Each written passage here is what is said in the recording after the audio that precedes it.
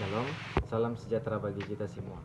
Perkenalkan, nama saya Rido Franky Lemerburu, kelas A5 Keperawatan semester 1 dengan program studi S1 Keperawatan Universitas Pembangunan Indonesia Manado dengan dosen pengampu Dr. Pendeta Jesse Jacob STH MTOL.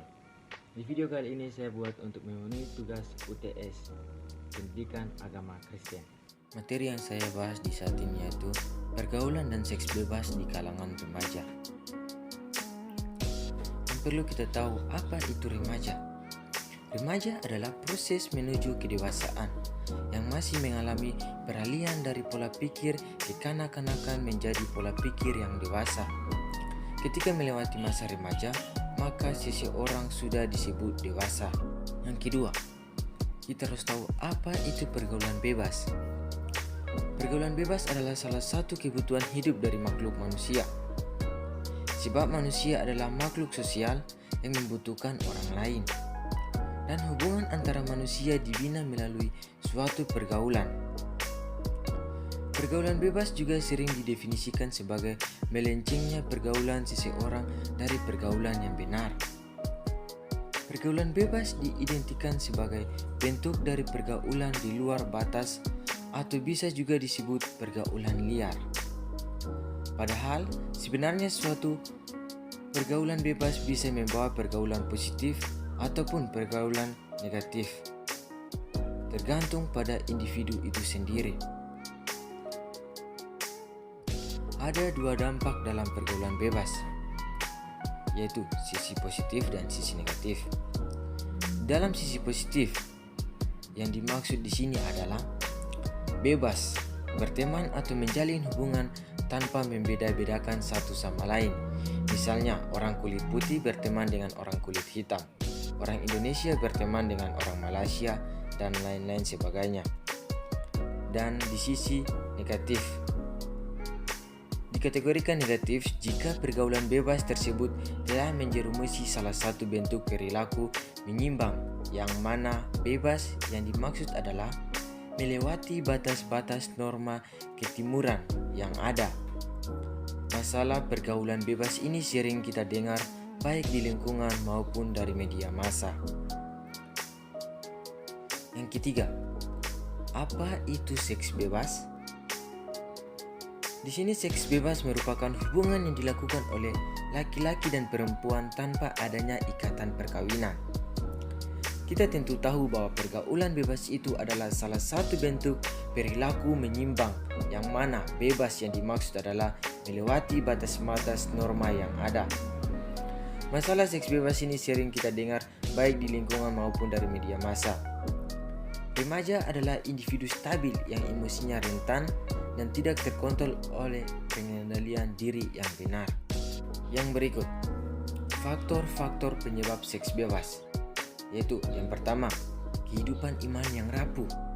Yang kedua, kurangnya perhatian orang tua. Yang ketiga, lengkapnya fasilitas. Yang keempat, tekanan dari seorang pacar. Yang kelima, pelampiasan diri. Yang keenam, kurangnya pengetahuan seks bebas. Yang ketujuh, rasa ingin tahu.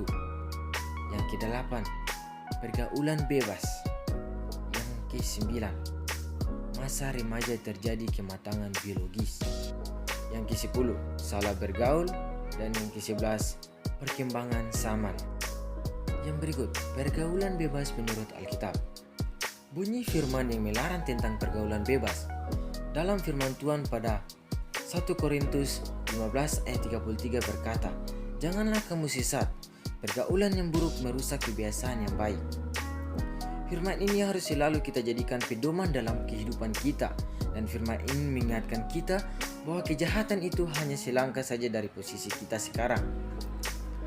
Tuhan tidak menghendaki kita hidup eksklusif atau pergaulan bebas. Sebab itu, keluarlah kamu dari antara mereka yang pisahkan dirimu dari mereka. Firman Tuhan, dan janganlah menjamah apa yang najis, maka aku akan menerima kamu. 2 Korintus 6 ayat 17. Sedangkan Amsal 13 ayat 20 juga mengatakan, siapa bergaul dengan orang yang bijak menjadi bijak, siapa berteman dengan orang bebal menjadi malang. Pendapat dan ayat Alkitab di atas mengingatkan kita bahwa kearifan, kesuksesan, kebaikan, atau yang sebaliknya dapat menulari orang lain. Tuhan selalu mengingatkan kita bahwa kita harus super hati dalam memilih pergaulan. Jangan kamu sesat, pergaulan yang buruk merusak kehidupan yang baik. 1 Korintus 15 ayat 33. Ujilah segala sesuatu dan peganglah yang baik. Dalam suratku telah kukatakan kepadamu, supaya kamu jangan bergaul dengan orang cabul. Kita sebagai garam dan terang dunia. Tuhan menghendaki kita meneladani apa yang sudah Dia lakukan di dunia ini. Dia datang untuk menyelamatkan orang-orang berdosa. Kita tetap harus melanjutkan misi Kristus, di mana kita harus menjadi garam dan terang dunia. Kamu adalah terang dunia. Kota yang terletak di atas gunung tidak mungkin tersembunyi. Lagi pula, orang yang tidak menyalakan pelita lalu meletakkannya di bawah gantang, melainkan di atas kaki Dian, sehingga menerangi semua orang yang di dalam rumah itu. Demikian hendaklah terangmu bercahaya di depan orang, supaya mereka melihat perbuatanmu yang baik dan memuliakan Bapamu yang di surga. Matius 5 ayat 14-16. Pesan dari Alkitab adalah, gentang adalah wadah untuk mengukur beras, di mana satu gentang berisi 35,2 liter. Gentang ini bila dipakai untuk menutupi pelita, maka sinar dalam pelita tersebut tidak akan keluar. Dalam hal pergaulan dan bersosialisasi dengan masyarakat di sekitar kita, kita tidak boleh larut dengan kebiasaan-kebiasaan dunia, tetapi kita harus menjadi katalisator, menjadi sebagai agen untuk mengubah mereka untuk mempunyai hidup yang lebih baik yang berkenan kepada Tuhan. Amin. Katakan amin. Tuhan Yesus berkata, "Karena itu aku berkata kepadamu, apa saja yang engkau inginkan ketika engkau berdoa, percayalah bahwa engkau telah menerimanya dan engkau akan memilikinya." Terima kasih, Tuhan Yesus memberkati. Hai teman-teman, setelah lulus SMA dan SMK, bingung mau masuk kampus mana? Saya punya solusinya. Unpim Manado terkenal dengan akreditasi yang terbaik.